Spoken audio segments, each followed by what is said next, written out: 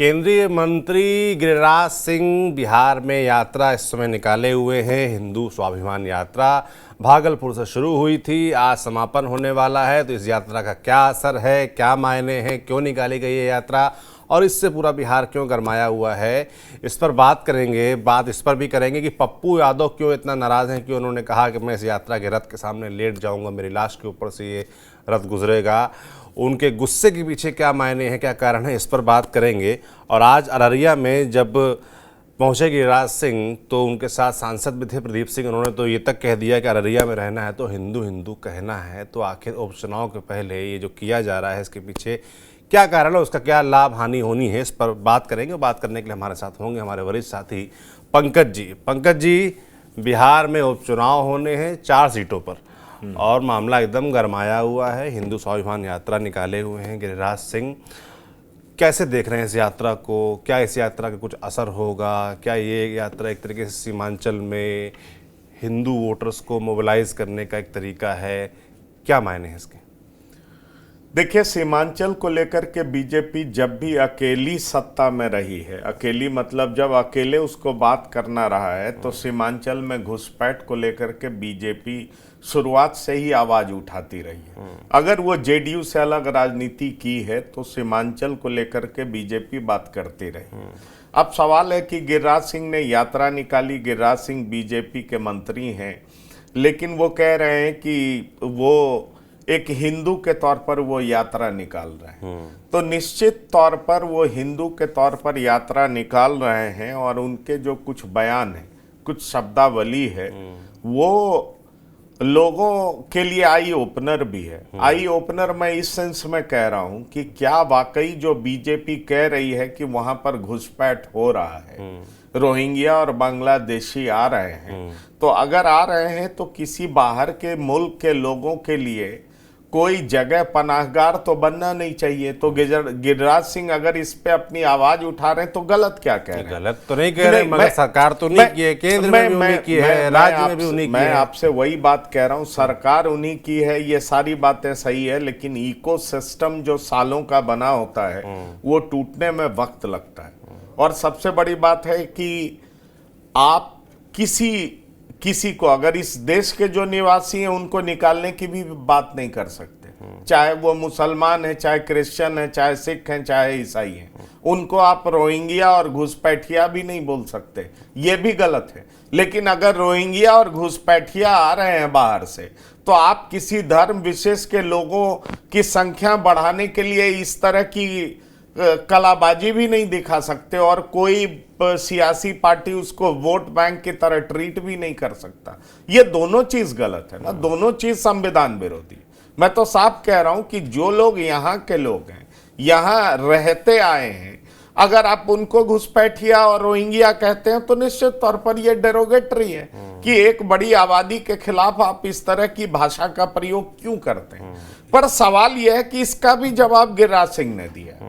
गिरिराज सिंह ये कह रहे हैं कि कुछ मुसलमान जो यहाँ के ओरिजिनल बासिंदे हैं उनसे मिलने आए थे और उन्होंने कहा कि वो भी परेशान है कि बाहरी मुसलमान जो बाहर से आए हैं, जो दूसरा लैंग्वेज बोलते हैं, वो किस तरीके से उनकी संख्या यहाँ पर बढ़ती जा रही है।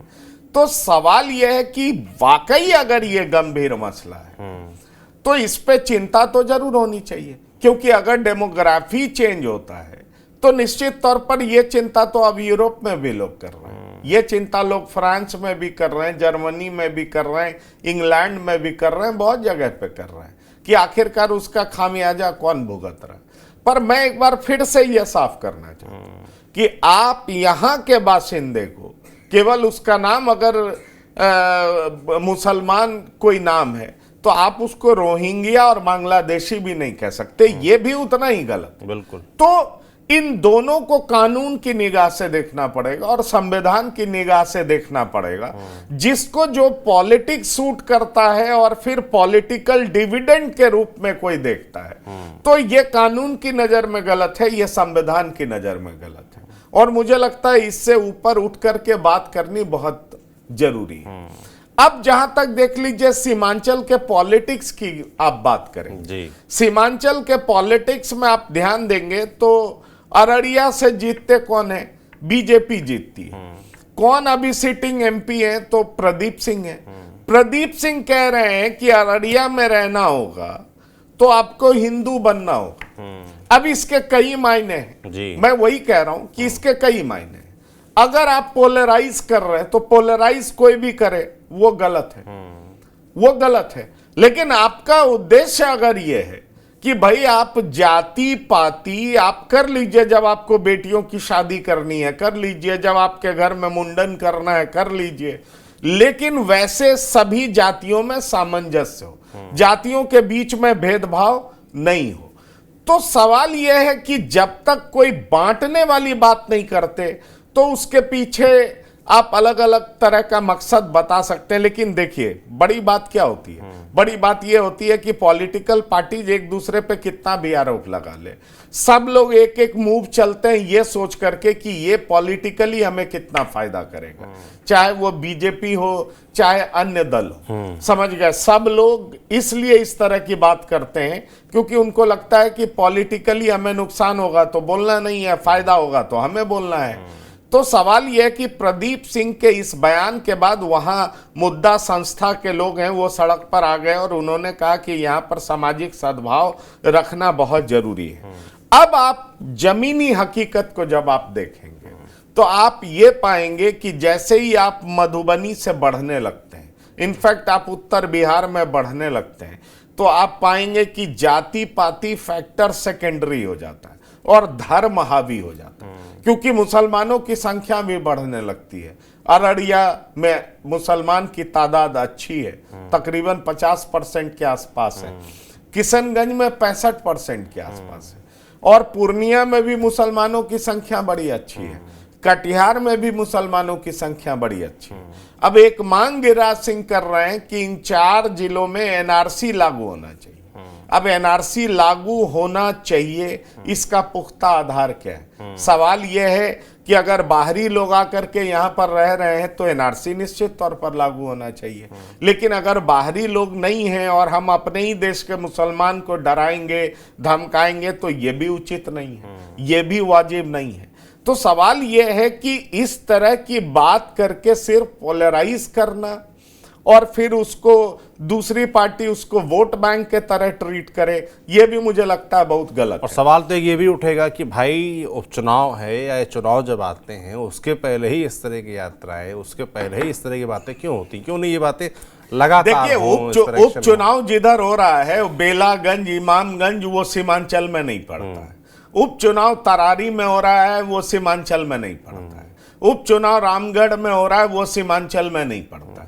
लेकिन ये सारे जगहों पर जहां उपचुनाव हो रहा है वो लिटमस टेस्ट तो है ही ना कि हवा किसकी बह रही है। आप देखिए बेलागंज इमामगंज में असुद्दीन ओवैसी पहुंच रहे हैं, वो अपने कैंडिडेट को उतार रहे हैं। इन चारों सीट पर प्रशांत किशोर भी अपने पार्टी के उम्मीदवार को उतार रहे हैं, एनडीए भी अपने पार्टी के उम्मीदवार को उतार रही है और महागठबंधन भी उतार रही है। तो सभी लोग अपने अपने उम्मीदवारों को जिताना चाहेंगे, जबकि ये चारों सीट में आप 3 सीट देख ले तो 3 सीट तो आरजेडी गठबंधन का ही है ना। एक सीट आप रख लीजिए तो जीतन राम मांझी का सीट है जो उन्होंने इमामगंज को छोड़ा है और अब उनकी बहू वहां से लड़ने जा रही है। तो इन 4 सीटों पर दरअसल लिटमस टेस्ट किसी का होगा तो वो प्रशांत किशोर का होगा कि प्रशांत किशोर कितने पानी में जी। और उसके बाद यह अंदाजा लगाया जाएगा कि आगे चल करके प्रशांत किशोर क्या करने वाले हैं। लेकिन आप देख लीजिए अगर गिरिराज सिंह हिंदुओं को जोड़ने की बात कह रहे हैं, और ये मैं आपको बता दूं सौरभ, मैं कई बार उनसे बात करता रहा हूं, हिंदुओं को जोड़ने की बात वो अक्सर करते हैं। जब आप ऐसे उनके साथ बैठेंगे तो जनसंख्या और हिंदू जातियों में बटा हुआ इसको लेकर के आपको गिरिराज सिंह हमेशा चिंतित मिलेंगे। और दरअसल उसकी चिंता की एक वजह जो है वो तो वाजिब है। बांग्लादेश में जो हुआ किससे छिपा हुआ है? जम्मू कश्मीर में 4 लाख हिंदू पलायन कर गए, वो उसके लिए सब लोग जिम्मेदार हैं। मैं ये नहीं कह रहा हूं कि ये नहीं है वो नहीं है, पर 4 लाख हिंदुओं को पलायन तो करना पड़ा ना, घाटी छोड़ना पड़ा। और अभी भी देख लीजिए सरकार बनी है, टारगेटेड किलिंग्स हो रहे हैं, तो आखिरकार उसके लिए कौन जिम्मेदार है? तो ये सारी ऐसी वजहें जिसको लेकर के आपको गिरिराज सिंह हमेशा चिंतित मिलेंगे और अब आप जाइए उनसे बात करिएगा तो वो बहुत सारे उदाहरण पेश करेंगे। गिरिराज सिंह कभी नहीं कहते, मैंने नहीं सुना है, अगर आप, मैं ऑफ द रिकॉर्ड बात कर रहा हूं, मैंने कई बार उनसे पूछा इसका क्या मतलब है, तो वो कहते हैं ये उनका थॉट प्रोसेस है। वो कहते हैं कि समरसता कायम रखने के लिए, सामंजस्य कायम रखने के लिए जो हिंदुस्तान की जिस तरह की आबादी है वही कायम रहना चाहिए।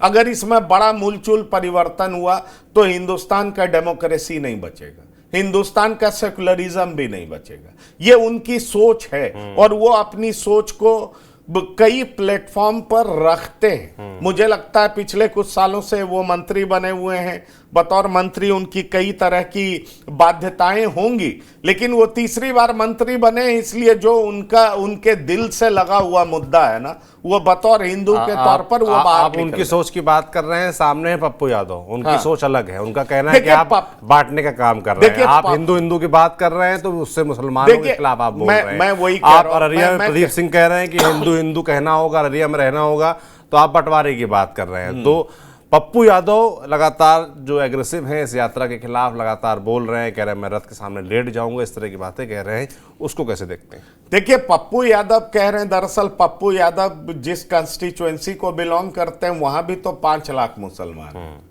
सवाल यह है कि पप्पू यादव, अब देखिए कांग्रेस का बैनर उनको दिखाई पड़ता है पीछे, तो वो कह रहे हैं उनकी लाश से यात्रा गुजरेगी। गिरिराज सिंह ने जवाब दिया कि नहीं, सीने पे चढ़ करके यात्रा गुजरेगी। तो ये वॉर ऑफ वर्ड्स चल रहा है।